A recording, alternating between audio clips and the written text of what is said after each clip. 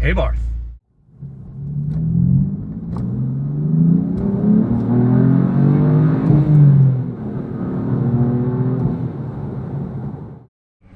Hey y'all, welcome back to Doug's Cars. I've got a twofer today. Two spicy Fiats. That's right, two Fiat 500 Abarths. One with a manual transmission, one with an automatic transmission, back to back, right here on Doug's Cars. Let's start out with the manual, just because that's the one I've always wanted to drive. I've actually never ever driven the Abarth model of one of these. It's a fun backstory. A few years ago when I bought my BMW i3, which was a CPO, again, don't buy one new, but used, they're fantastic value. My idea was initially to go look at a used Abarth at CarMax. And the prices were such that I thought, hey, didn't I see an i3 for sale for the same kind of price? And I went with that. Like, I didn't even go drive one of these, which is too bad because these are great looking cars and they're apparently a blast to drive. This one's a 2015 model.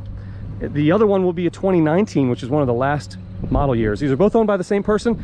He really likes having them, and obviously he has two, one automatic, one manual. And you know, this is a cute design. They made them look sportier than the normal ones. I mean, you got the fancy Abarth badging here, and then the racing stripe along the side, and the fancy big wheels. Well, 17s, but they look big on this car. They really did a good job to make this look different from the regular 500. A good friend of mine has a base 500, and I've driven that one. It's an automatic. It's slow. They had like 101 horsepower. These actually have, now, Abarths in the rest of the world have different models, 595, things like that. Doesn't exist in the US and North America. We only got the Abarth, and it has a 1.4 liter multi-air engine, 160 horsepower in the manual. I believe like 157, 158 in the automatic. I'm not sure why it's a little bit less, but it is 5-speed manual, which is interesting because the automatic is actually a 6-speed. So, hey, let's check under the hood real quick and then we'll hop in and go for a drive.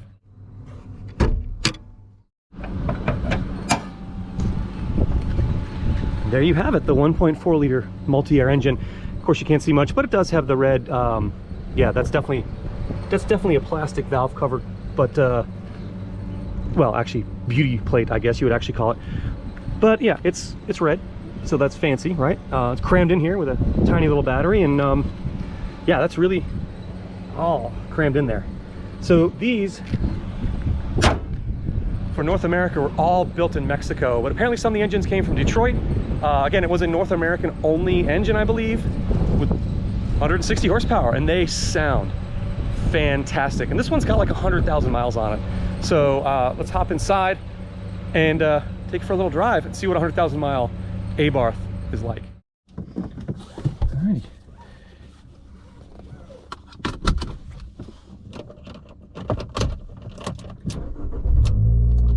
Oh, that sounds really good. So this does not have a sport button. The automatic does. It's also newer. Nice shifter right here, right to hand. It has my pet peeve. I don't like reverse below fifth. I've had so many German cars and they're all next to first that below fifth to me is just always weird. I always feel like I'm gonna go in the wrong gear or something. Anyway. Yeah. Shifts nicely. These have always sounded good to me.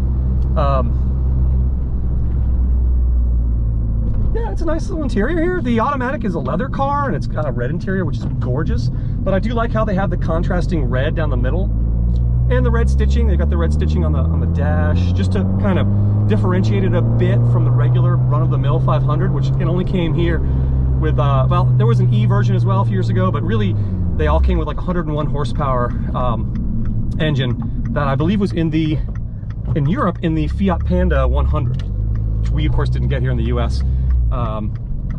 Personally, I would have liked to have the Fiat Panda 4x4 in the US because why not? But didn't get the Panda, only got the 500. Maybe that's why Fiat's basically pulling out of the US market again, despite the fact that they own a lot of manufacturers that sell cars here still. I mean, Jeep and Ram and Dodge are all selling everything they can. It's got here on the 4-lane.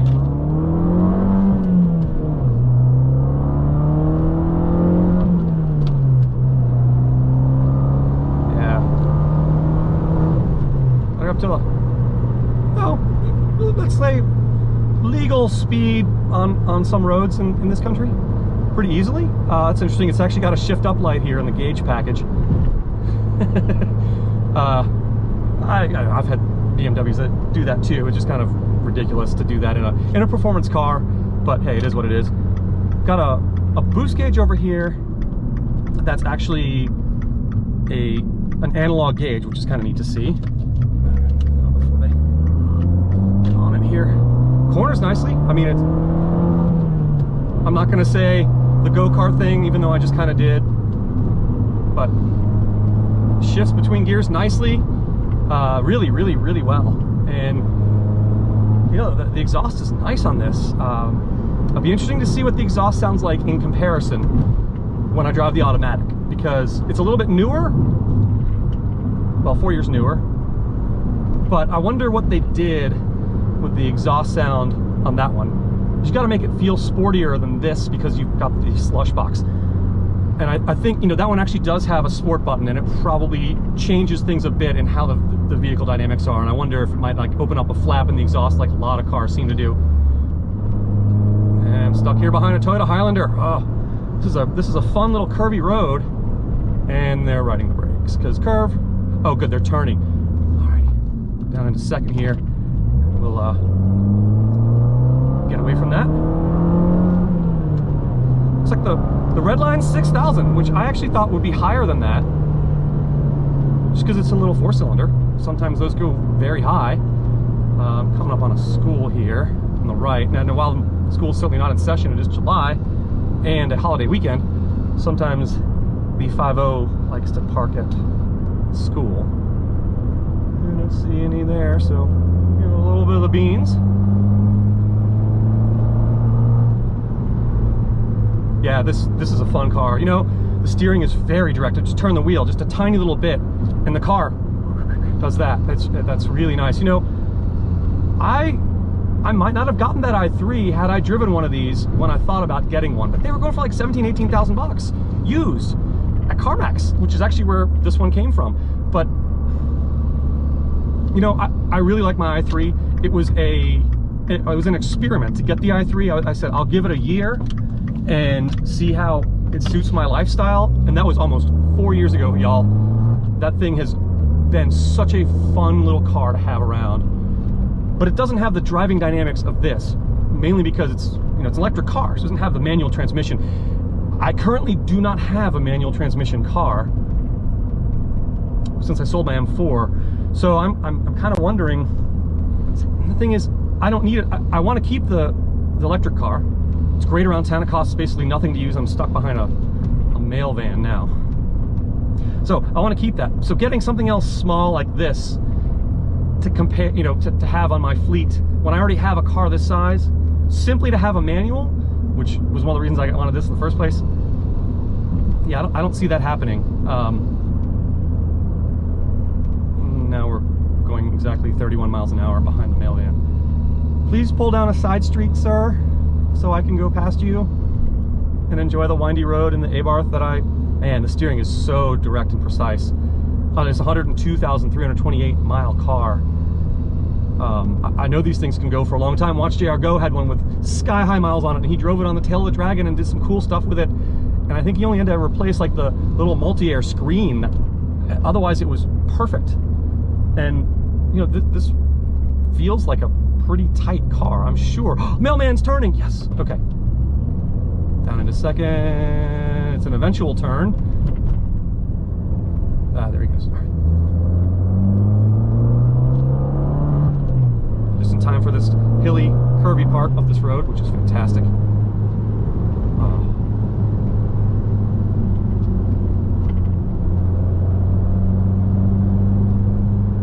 It's banked nicely too, so that really gets you to show how these 17-inch tires, which are about that thick, they are some of the lowest profile tires I've ever seen, because those wheels are massive for the wheel wells in this.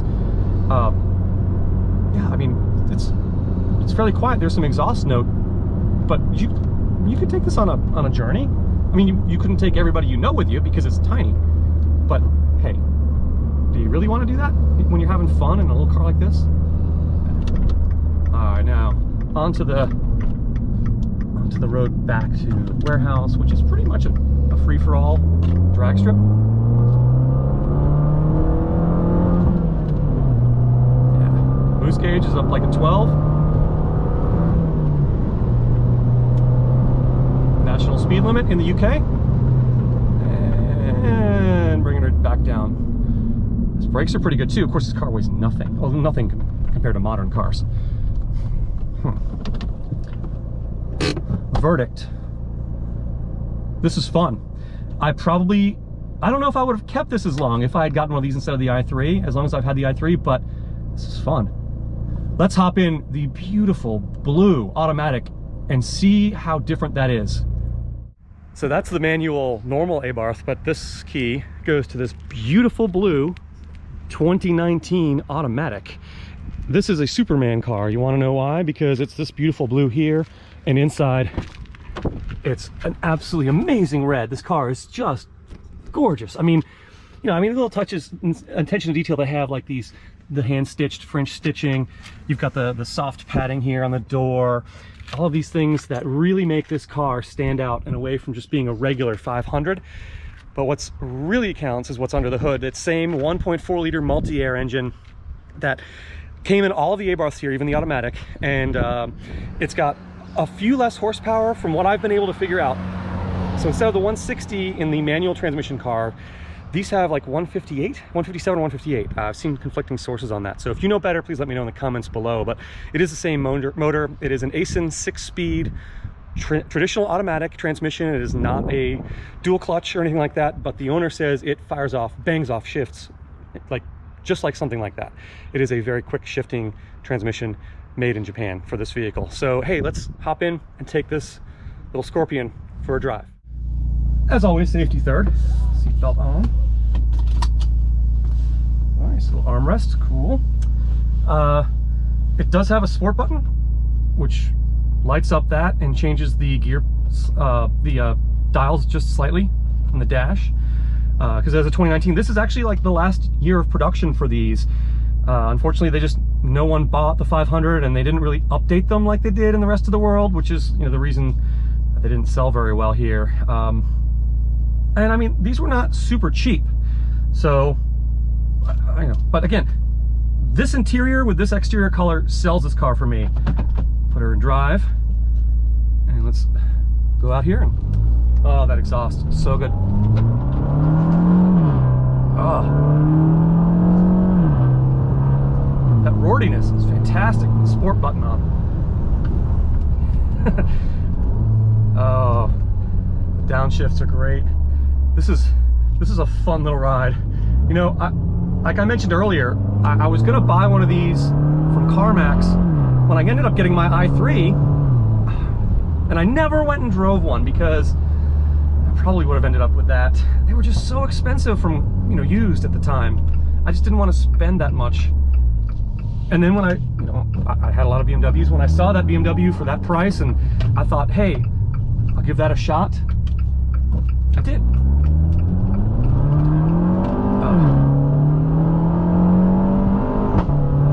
It popped, nice. I feel like someone leaving Cars and Coffee in like a Subaru with the poppy pops coming out the rear end. Gotta be a little bit careful because it's 4th of July weekend here, and I saw like 3 Stadies driving over the warehouse today, and one of them was even a Punch on his Harley, and he lifted up the camera as I drove, or the radar gun as I drove past in my spicy Crown Victoria, and now here I am in a spicy Fiat. But hey, I love how it downshifts like that, and you get to hear it. That's really cool. Back on it again.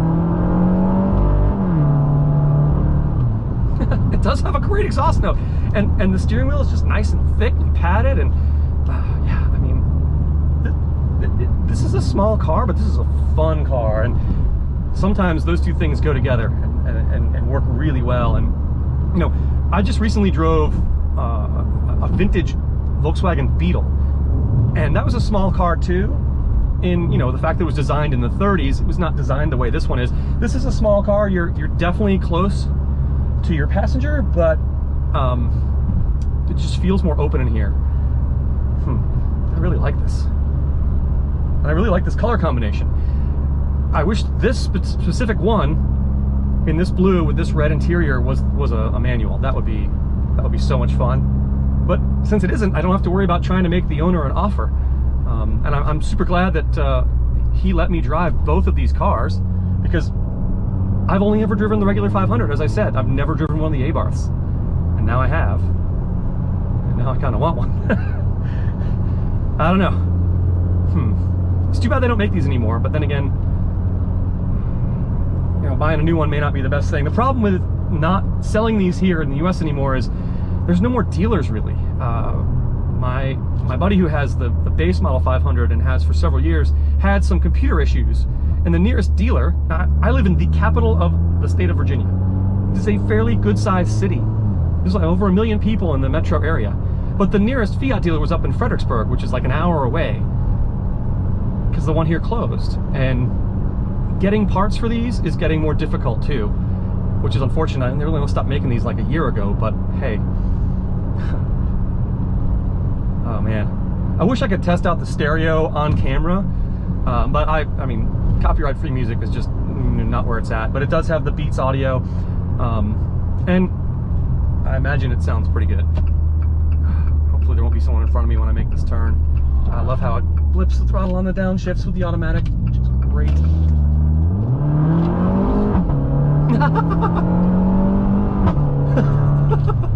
I can't remember the last time I drove something that did the poppy pops on the overrun there. I mean, it's not something I would want to do every day, I don't think. But it does sound really good. I mean, for a little four-cylinder, it sounds really good. The roariness is just excellent. But it's not super droney when you're just driving along, which is also nice. That way you could probably actually take this on a journey on the highway and not have to worry about it going the whole time, like some sporty cars do. The downshift is great. It really is. I'm not, you know, doing anything manually in here because it's the automatic. And I mean, how often do you manually shift an automatic transmission? Really, this does not have paddles on it. It has buttons on the back. But like, seriously, how often? The last automatic I had with paddles, I think I used once just to try it out, and never again, because it just didn't make any sense. But then you can also shift this like a Tiptronic with the actual shift knob itself. I just find that to be not necessary. These things shift so fast nowadays, and by the time you would need to shift anyway, you're already exceeding the speed limit. So what's the point? This is a fun little car, really.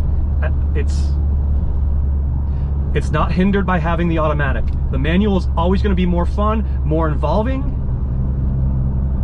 but this is still a blast to drive. I mean, 158-ish horsepower with a nice thick steering wheel. I mean, this would be a great commuter car where you don't want to worry about having to shift if you're stuck in traffic. Now, that's not something I do anymore, and I haven't for quite a while. It's way before COVID, so I don't know if I would ever want the automatic version of one of these, simply because I would get one to have that fun. All right, now turning on the main road here back to where the car is stored, and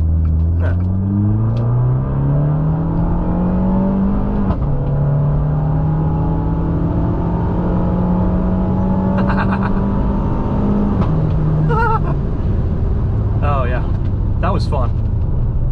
Okay, this is definitely worth checking out. If you have the opportunity to drive one of these, as I say very often, please do. You will not be disappointed. This thing is a blast. It really is, even with the automatic. I gotta hand it to Fiat. This is a good product. It's too bad that they didn't really do as well in the US as they did elsewhere, but I get why.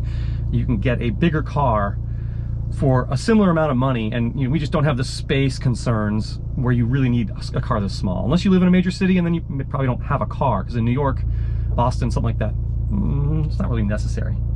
But anyway, I hope you all enjoyed me driving these two Fiats back to back. Again, the same owner. How cool is that? He's got a manual and an automatic to test out, and I just want to thank him so very much for letting me do this. And thanks y'all for watching. If you want to see more fun Doug's Cars content, please hit subscribe right now. I'll wait. Okay, you should have had time to hit it by now. Thanks so much for watching. I will see you all soon. Have a great day.